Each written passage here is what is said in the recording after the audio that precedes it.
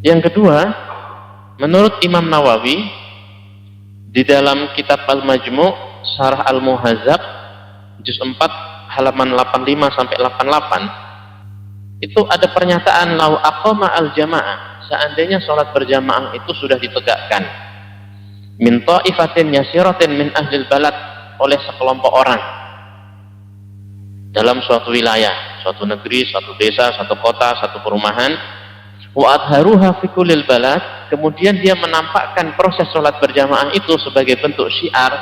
Nah, kayak gini kan, kita ada masjid, musola, sholatnya rame-rame berjamaah, ini kan namanya bentuk syiar. Walam yahdurha jumhur al-muhaqqiqin al-muqimin, meskipun mayoritas penduduk tersebut tidak datang menghadiri sholat jamaah, fil balad hasolatil jamaah wala isma alal mutakhalifin, sholat jamaah sudah gugur dan tidak ada dosa bagi orang yang tidak hadir melaksanakan jamaah. Ini bukan ucapan saya, ini pernyataan Imam Nawawi yang bisa dibaca di Al-Majmu' Syarah Al-Muhadzab juz 4 halaman 85 sampai 88. Tapi Pak, itu kan ada hadis, katanya sholat jamaah itu 27 derajat lebih tinggi daripada sholat sendirian. Nah, ini bedanya Bapak Ibu, kita harus membedakan ini hukum. Hukum ini lalu ada yang menjadi hujah, ada yang menjadi fadilah. Kalau hujah, hadisnya harus sahih, minimal hasan. Nah, kalau fadilah, ini untuk motivasi. Yang jadi masalah kadang-kadang kita kurang paham. Fadilah kita jadikan hujah, yang hujah kita jadikan fadilah. Ini jadi masalah Bapak Ibu. Nah, ini fadilah, ini hujah. Ini sesuatu yang tidak, hujah itu hukum. Kalau fadilah, keutamaan. Nah, keutamaan ini namanya fadilah, tidak bisa dijadikan hujah.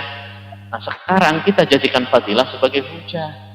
Yang kita kebalik Bapak Ibu, yang hujah malah kita jadiin fadilah gitu. Nah, kita salah. Nah, tapi Pak, itu kan ada secara fadilah memang iya, sholat berjamaah itu tafdulu bisa ba'in wa isyrina darajah.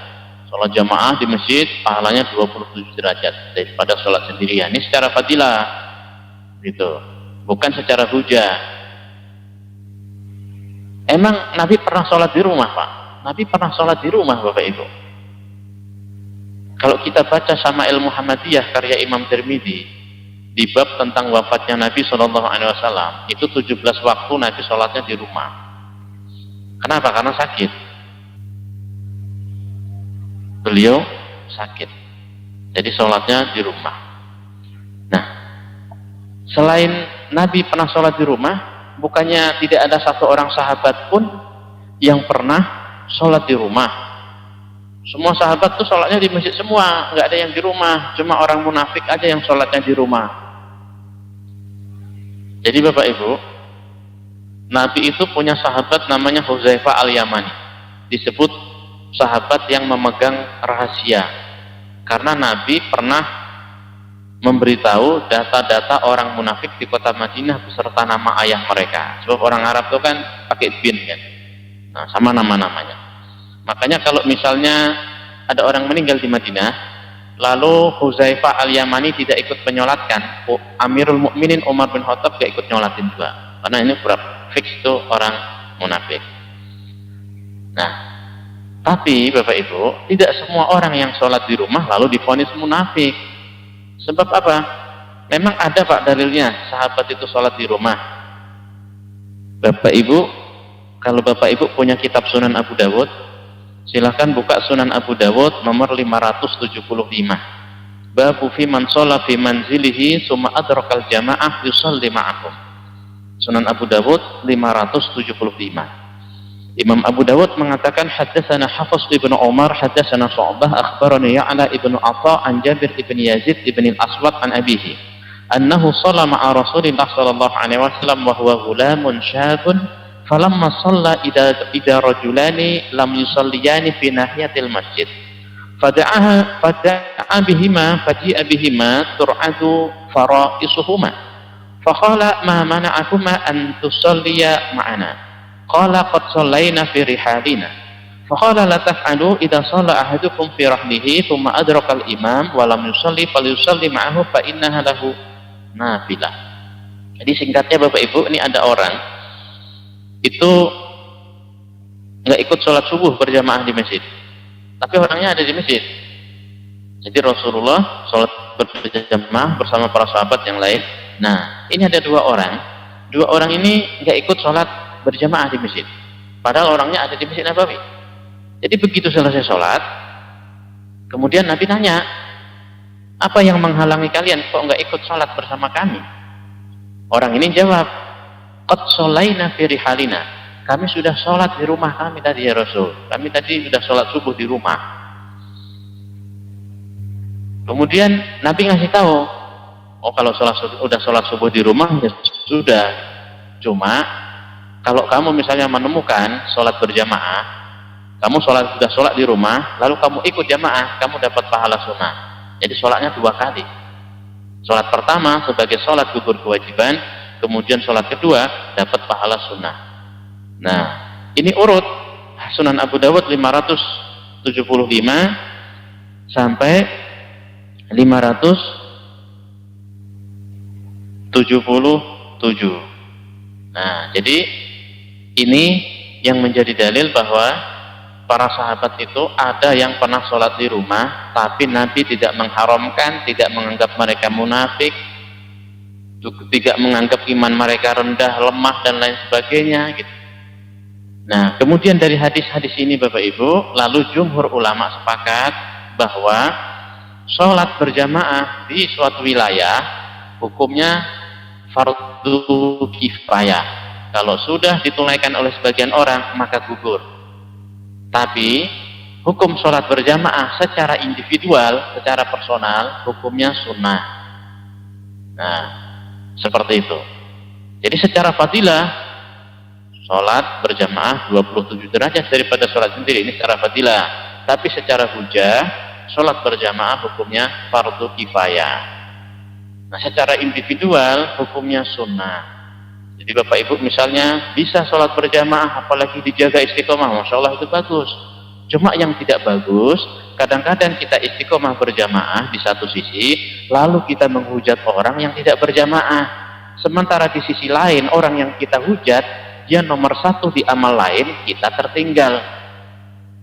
Nah ini kita ini rajin nih sholat berjamaah, di sholat pertama ini, udah 30 tahun nggak pernah tinggal. Tapi kita suka menghujat orang.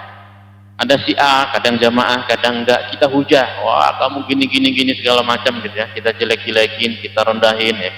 Tapi di amal yang lain Bapak Ibu, si A yang kita rendahin dia nomor satu, kita tertinggal. Kita sholatnya memang nomor satu, berjamaah di masjid, nomor satu kita. Si A mungkin ya pasang surut. Tapi ketika membantu orang, menyantuni anak yatim, fakir miskin, si A tadi nomor satu, kita angkat tangan. Tapi si A nggak ngujat kita, kamu sholat aja berjamaah di shop pertama, fakir miskin, anak yatim di samping rumah kamu mampu, kamu tuli, kamu pura-pura nggak lihat. Nah, dia nggak menghujat kita macam itu. Ada pula kadang-kadang kita sholatnya di shop pertama berjamaah rutin setiap hari gitu, tapi rumah kita dibangun dari harta riba, kendaraan, mobil kita, semua isinya riba semua dalam rumah kita. Lalu kita hujat orang yang sholatnya di kantor, di masjid, di sawah, di rumah kita hujat, munafik semua ini. Nah ini kita keliru Bapak Ibu, ini amalan sunnah, Masya Allah kita bisa istiqomah sholat berjamaah, ini luar biasa. Tanpa perlu kita harus menghujat orang. Nah sebab orang lain juga punya amal yang istimewa juga, tapi mungkin bukan di sholat berjamaah, nah di sisi lainnya mungkin. Nah dan memang setan seperti itu Bapak Ibu upayanya. Jangan sampai kalau misalnya ada manusia beribadah, itu ibadahnya bagus, berkualitas. Tapi Pak, kan ada hadis itu katanya kalau kita sholat 40 hari, 40 malam, gak ketinggalan takbiratul ula bersama imam, itu kita dikasih kebebasan, bebas dari api neraka dan bebas dari sifat munafik. Nah itu hadis itu kita bisa baca di Sunan Tirmidzi nomor 241 Bapak Ibu. Ini saya bawa Sunan Tirmidzi 241. Nabi mengatakan man sholla lillahi arba'ina yauman fi jama'ah yudrikut takbiratul ula kutibat lahu bara'atani bara'atun minan nar wa bara'atun minan nifaq. Barang siapa yang sholat 40 hari 40 malam berjamaah tak ketinggalan takbiratul ula bersama imam, itu ditulis dalam catatan amalnya itu 2 kebebasan, bebas dari api neraka dan bebas dari sifat munafik. Hadis ini Bapak Ibu, nah kadang-kadang kita jadikan hujah juga, padahal ini cerita fadilah, kita jadikan hujah gitu.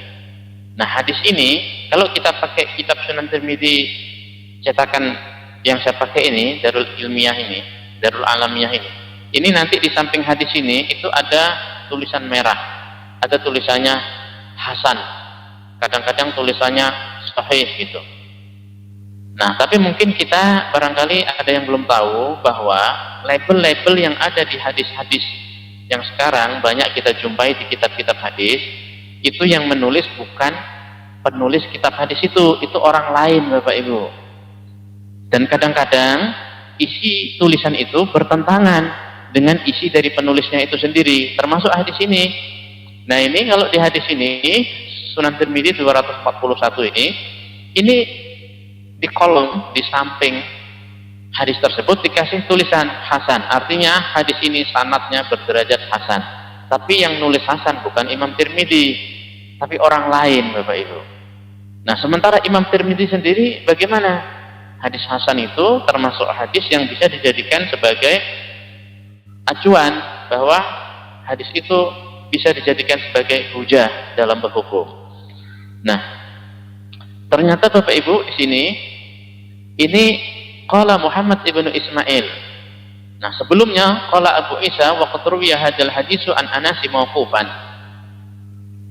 Jadi hadis ini kata Imam Tirmidzi, sebab ini yang nulis Imam Tirmidzi. Kata Imam Tirmidzi hadis ini sanadnya mauquf. Mauquf itu enggak sampai kepada Rasul, hanya berhenti di sahabat. Jadi hadis ini sanadnya mauquf, enggak sampai kepada Nabi tapi hanya berhenti di sahabat. Nah, nih yang ngomong Imam Tirmidzi.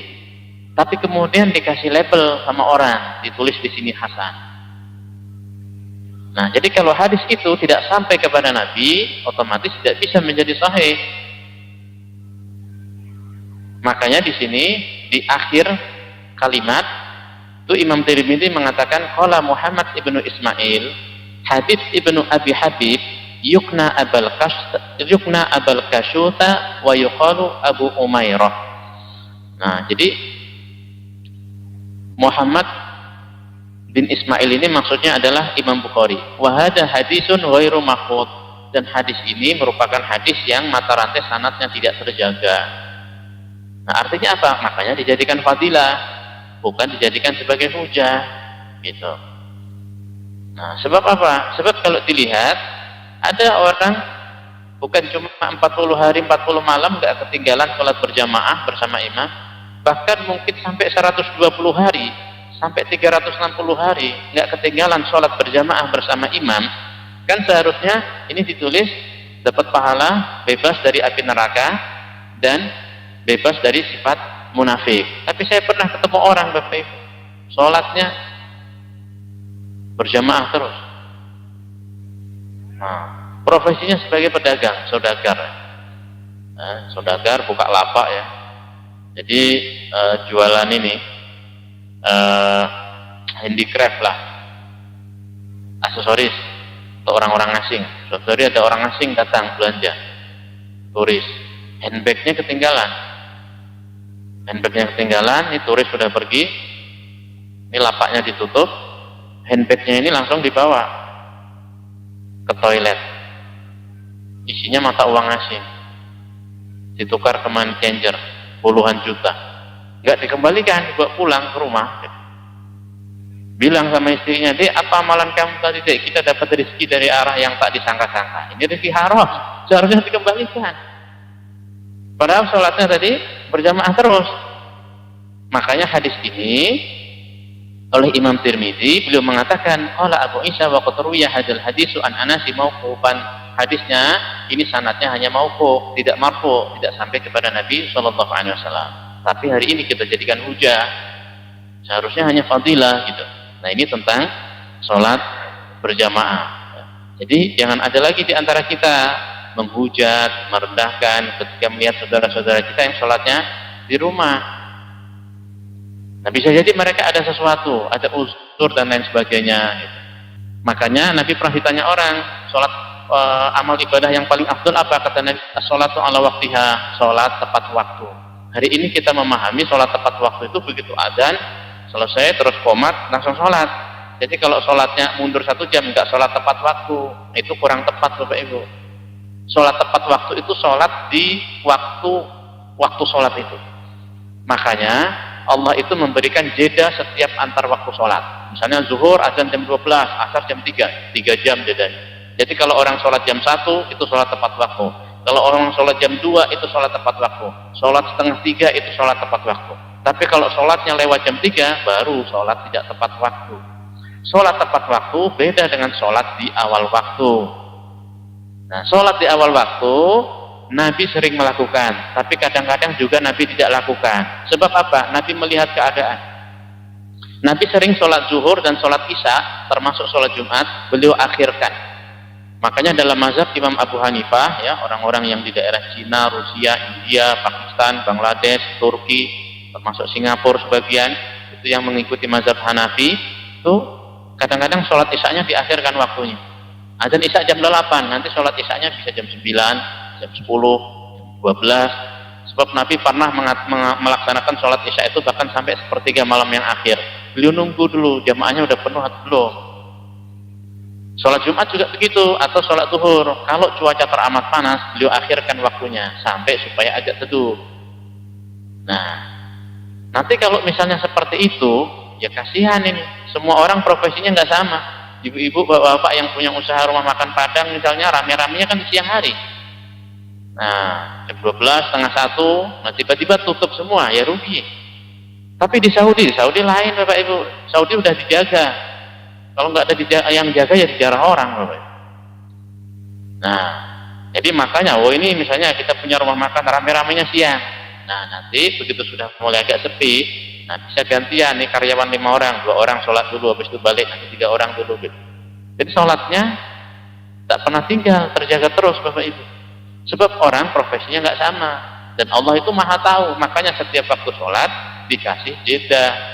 Nggak begitu selesai azan, selesai qomat, udah habis waktu sholat, nggak bisa lagi sholat. Enggak.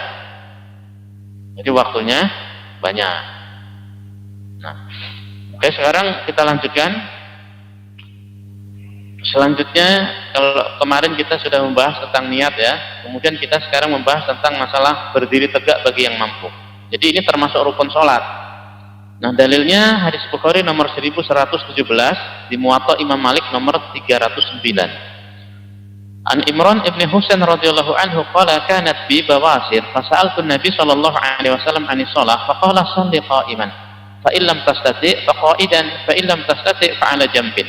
Imran bin Husain ini sahabat Nabi yang kena penyakit ambeien Bapak Ibu. Jadi kalau ambeien itu kan susah ya Bapak Ibu ya. Saya ada teman kena ambeien itu kalau sudah buang air besar itu darahnya juga ikut keluar Bapak Ibu. Jadi kan keluar itu dagingnya itu harus dimasukkan lagi pakai tangan. Jadi lama kalau di toilet. Nah, jadi kadang-kadang duduk susah. Nah, jadi nanya sama Nabi gitu. Kata Nabi, sholli qa'iman, sholatlah sambil berdiri. Nah, ini yang dijadikan dalil oleh para ulama bahwa al-qiyamu 'alal qadir fil fardhi, berdiri tegak bagi yang mampu dalam sholat fardu itu rukun. Nah, kadang-kadang Bapak Ibu kita sholatnya maaf nih yang pakai kursi. Nah, sholat pakai kursi karena uzur kan. Dari mobil kita jalan bawa kursi ke masjid. Duduk kita. Nah, kemudian langsung duduk. Jadi imam takbir, kita takbirnya sambil duduk. Padahal kita bisa jalan dari mobil ke masjid. Nah, seharusnya tadi kita berdiri dulu. Imam takbir, nah kita juga berdiri takbir. Karena kita kan bisa jalan tadi dari mobil ke masjid. Nah, setelah takbir, dirasa udah mulai gemetar ini, baru kita duduk. Jadi bukan dari takbir pertama langsung duduk. Sebab nggak sesuai dengan hadis ini. Hadis Bukhari nomor 1117, sholli qa'iman, sholatlah sambil berdiri. Fa illam tastati' fa qa'idan, kalau sudah nggak mampu baru sholat sambil duduk. Jadi ini tata caranya. Kalau gitu sholatnya sah atau enggak Pak? Nah, karena berdiri ini rukun, rukun itu kalau ditinggalkan akan menyebabkan ibadah itu tidak sah. Rukun sholat Salah satunya niat. Jadi kalau ada orang rukuk sujud tapi tak niat sholat, maka tidak dianggap sholat. Ada orang dari subuh sampai siang sampai maghrib nggak makan, tapi nggak niat puasa, nggak dihitung puasa. Jadi harus niat. Nah, begitu juga berdiri bagi yang mampu ini. Kemudian setelah itu menghadap kiblat. An Abi Hurairah radhiyallahu anhu qala qala Rasulullah sallallahu alaihi wasallam idza qumta ila shalah fa asbiqil wudu' tsumma istaqbilil qiblah. Kalau kamu mau salat kata Nabi, sempurnakan wudu lalu menghadap kiblat. Jadi menghadap kiblat ini juga rukun. Dalilnya hadis Bukhari 6667, kemudian hadis riwayat Imam Muslim nomor 397. Makanya sebelum mendirikan masjid, kita konsultasi dulu sama Kementerian Agama bagian arah kiblat. Jangan dibangun dulu baru kemudian kita ke sana. Nanti wakaf orang bisa beku. Kan kadang-kadang kita jumpa itu Bapak Ibu kan, ada masjid musala, shopnya miring. Kenapa? Karena terlambat ngurusnya. Nah, imamnya di sini, ini ke sana jadinya. Jadi ini sia-sia. Akhirnya dirobohkan lagi. Nah, harta wakaf orang yang sudah berdiri dihancurkan, dirobohkan, hilang lagi ya. Nah, jadi kita urus dulu itu. Kemudian setelah itu takbiratul ihram. Ini juga rukun. Nah, takbiratul ihram ini juga rukun. Dalilnya juga sama, hadis Bukhari 6667. Sumastaqbilil kiblah fakabbir. Lalu menghadap kiblat dan bertakbirlah. Dan lafaznya harus pakai lafaz takbir. Artinya kata akbar, Allahu akbar. Enggak boleh pakai asmaul husna yang lain. Misalnya Ar-Rahman itu kan asmaul husna, Allahur Rahman. Nah, itu enggak boleh. Harus Allahu akbar. Sebab lafaz hadisnya fakabbir. Kemudian setelah takbiratul ihram, posisi tangan ya, posisi tangannya yang pertama sejajar dengan bahu. An Abdullah ibni Umar radhiyallahu anhu qala ra'aitu Rasulullah sallallahu alaihi wasallam idza qama fi shalah rafa'a yadayhi hatta yakuna hatwa mankibaihi. Jadi Nabi itu kalau sholat, menurut Abdullah bin Umar yang beliau lihat, Nabi ketika mengangkat tangan, tangannya sejajar dengan bahu. Hatwa, ya, hatwa itu sejajar tapi dari arah depan. Jadi lurus dengan bahu kita.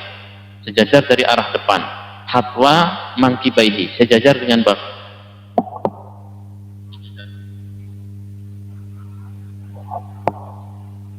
Ini yang pertama. Kemudian yang kedua, cara takbir yang kedua itu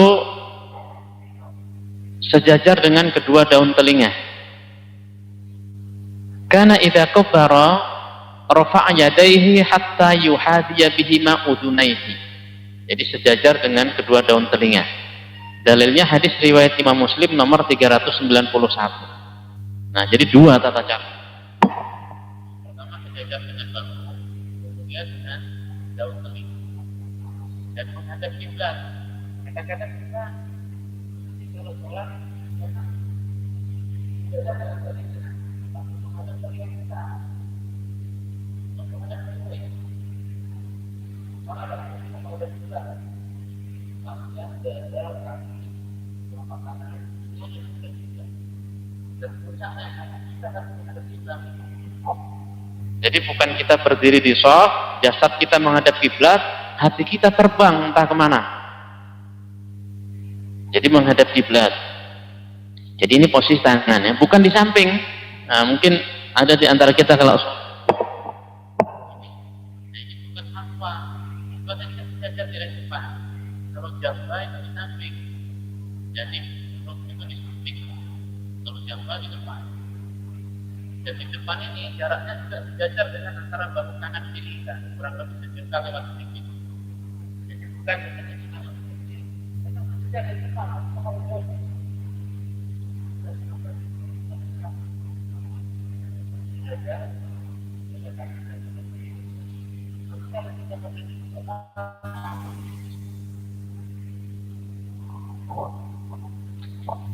Nah, kemudian selanjutnya menundukkan pandangan. Menundukkan pandangan ini bukan rukun, ya, akan tetapi kesempurnaan sholat. Jadi dulu para sahabat dan Nabi itu awal-awal kalau sholat tuh menghadap kadang-kadang tengok ke langit gitu. Nah, kemudian turun surat Al-Mu'minun ayat 2. alladzina hum fi shalatihim khashi'un, orang-orang yang mereka khusyuk dalam salatnya. Fato'a, kemudian Nabi menundukkan kepalanya. Nah, hadis ini juga sanadnya sahih dalam Mustadrak Imam Hakim. Kata Imam Hakim, hadis ini sesuai dengan syarat hadis sahih menurut Imam Bukhari dan Muslim. Jadi Imam Bukhari itu Bapak Ibu, beliau hafal 600.000 hadis lengkap dengan sanad dan matanya, dan hadis itu tidak didapat dengan mengarang. Beliau jumpa, oh ini ada syekh perawi hadis yang beliau nggak tahu, didatang. Nah, sampai 600.000 lengkap dengan sanadnya. Imam Bukhari dari siapa? Si A, si A dari siapa? Si B, si B dari siapa? Si C, sampai ke Nabi SAW. Dari hadis-hadis itu beliau seleksi lagi. Si A ini memang menyampaikan hadis tapi IQ-nya lemah. Orangnya soleh, ibadahnya bagus, cuma IQ-nya lemah. Berarti hadis ini nggak bisa jadi sahih. Nah, sebab takut nanti dia pikun, lupa, sehingga bukan hadis tapi dimasukkan dalam kategori hadis. Nah, diseleksi dari 600.000 itu, kemudian ada 100.000 hadis yang beliau teliti, kemudian beliau masukkan kategori hadis sahih. Cuma yang ada dalam Sahih Bukhari hanya 7.563. Berarti 90.000 lebih kemana? Nah, sebagiannya ada di Mustadraknya Imam Hakim. Makanya Imam Hakim itu sering mengatakan bahwa hadis ini sanadnya sahih sesuai standar hadis sahih menurut Imam Bukhari dan Imam Muslim. Jadi ada dua syarat hadis sahih yang dipakai Imam Bukhari dan Muslim yang tidak dipakai oleh imam hadis lain. Yang pertama, hidupnya harus sezaman, kemudian antar perawi harus ketemu langsung. Jadi nggak boleh katanya-katanya, nggak boleh melalui penyampaian orang, harus ketemu langsung. Nah.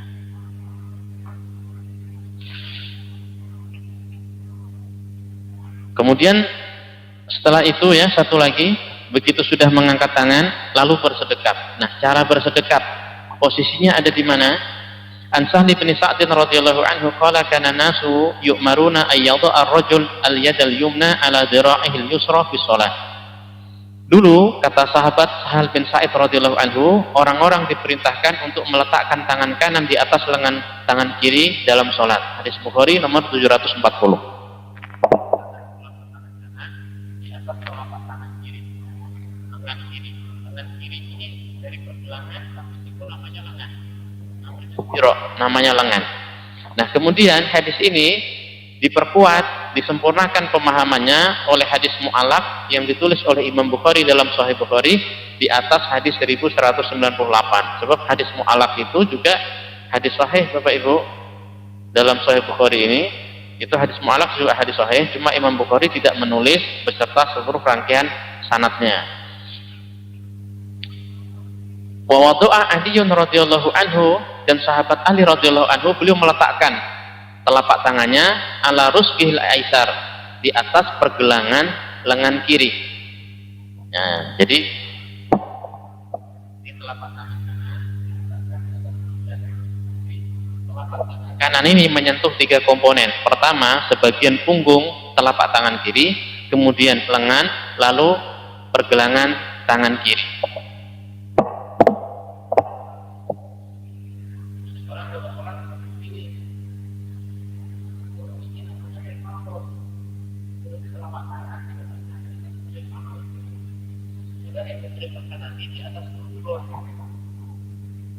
Bukan di atas mirfaqun gitu. Nah, kemudian meletakkannya di mana? Meletakkannya Antawus radhiyallahu anhu qala kana Rasulullah sallallahu alaihi wasallam yadha'u yadahu al-yumna ala yadihi al-yusra thumma yashuddu bainahuma ala sadrihi wa huwa fi shalah. Jadi Rasulullah itu ketika beliau bersalat, beliau meletakkan tangan kanannya di atas tangan kiri, kemudian mendekat erat di dada beliau. Sunan Abu Dawud 759.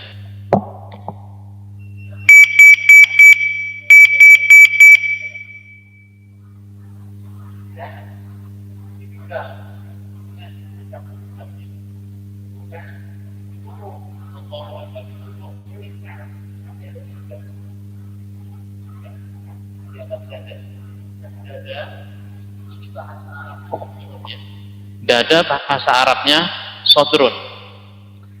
Nah, tapi ada orang memahaminya begini Bapak Ibu. Ini dada berarti di atasnya,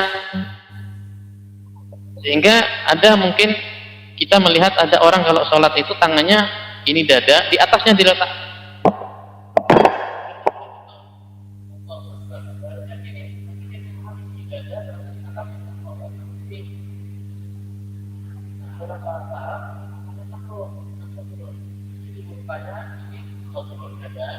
Di atasnya namanya nahrun, di atasnya lagi namanya halkun, kerongkongan, di atasnya lagi namanya famun, di dalamnya ada lisanun gitu.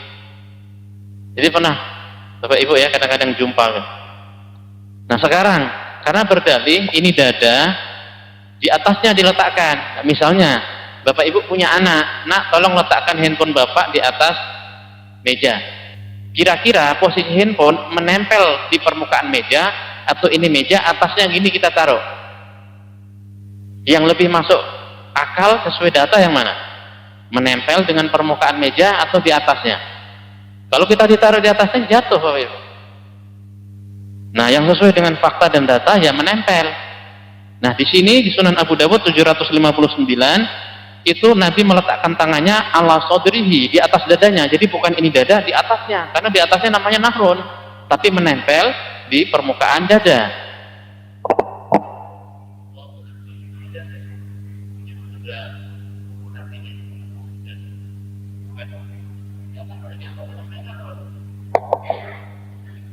Itu posisi meletakkan tangannya. Kalau dalam mazhab Imam Abu Hanifah di bawah pusat, sebab beliau punya dalil sendiri. Dalam Sunan Abu Dawud juga di bawah pusat. Kalau Imam Malik irsal. Pak Ibu mungkin yang pernah haji umroh jumpa kan ada orang sholat Allahu Akbar begini, irsal lurus saja gitu. Ini mazhabnya Imam Malik rahimahullah taala. Sampai di sini ada yang mau ditanyakan Bapak Ibu? Nanti pertemuan selanjutnya kita masuk tentang sholat sambil melihat mushaf kayak gini. Imamin sholat sambil melihat mushaf itu nanti hukumnya bagaimana? Kita lanjutkan pertemuan yang akan datang. Sampai di sini ada yang mau ditanyakan? Ya silakan Bapak Ibu yang mau menanyakan. Ibadah sholat ini adalah yang sehari-hari kita kerjakan sehingga mungkin banyak pertanyaan yang mau ditanyakan. Silakan.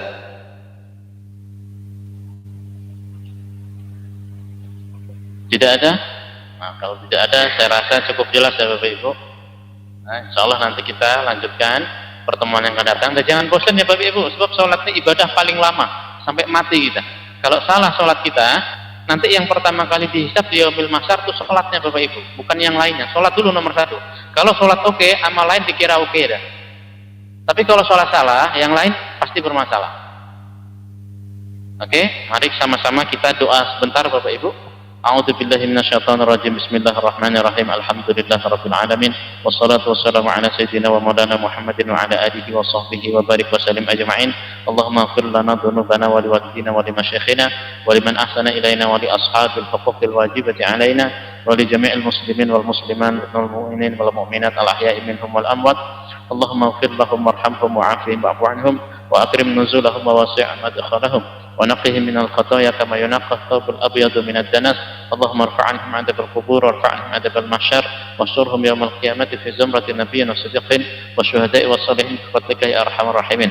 اللهم طول أمورنا وصحح أجسادنا وأحسن أعمالنا واجعلنا من حسن الخاتمة ولا تجعلنا من سوء الخاتمة. اللهم اجعلنا وأولادنا وذريتنا من عبادك الصالحين من عبادك المتقين من أهل القرآن الكريم من علماء العاملين الراسخين في علومهم برحمتك يا أرحم الراحمين.